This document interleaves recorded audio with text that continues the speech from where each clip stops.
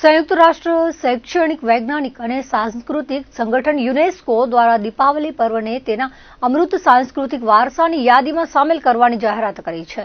આ ગૌરવપૂર્ણ જાહેરાતની ઉજવણી રૂપે બુધવારે રાત્રે ભુજ ખાતે આવેલું સ્મૃતિવન દીવડા અને રંગોળીથી સજ્જ થઈ ઝળહળી ઉઠ્યું હતું।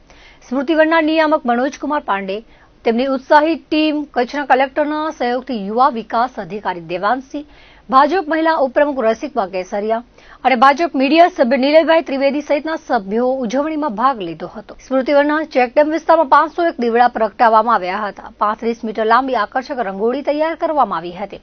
આ દ્રશ્યોની તસવીરો રાજ્ય સરકારની વેબસાઇટ પર પણ અપલોડ કરવામાં આવી હતી। યુનેસ્કોની અમૃત સાંસ્કૃતિક વારસાની યાદીમાં દીપાવલીનો સમાવેશ છે। લાખો ભક્તો જેઓ તેને શ્રદ્ધાપૂર્વક ઉજવે છે, કારીગરો જેઓ તેની પરંપરાઓને જીવંત રાખે છે અને આ પર્વ જે શાશ્વત સિદ્ધાંતોનું પ્રતિનિધિત્વ કરે છે તેમને અર્પણ કરવામાં આવેલી એક વિશેષ શ્રદ્ધાંજલિ છે। આનાથી વિશ્વને સંદેશ મળે છે કે ભારતનો સાંસ્કૃતિક વારસો માત્ર યાદ જ નથી કરાતો, પરંતુ તે જીવાય છે, પ્રેમ કરાય છે અને પેઢી દર પેઢી આગળ વધારવામાં આવે છે।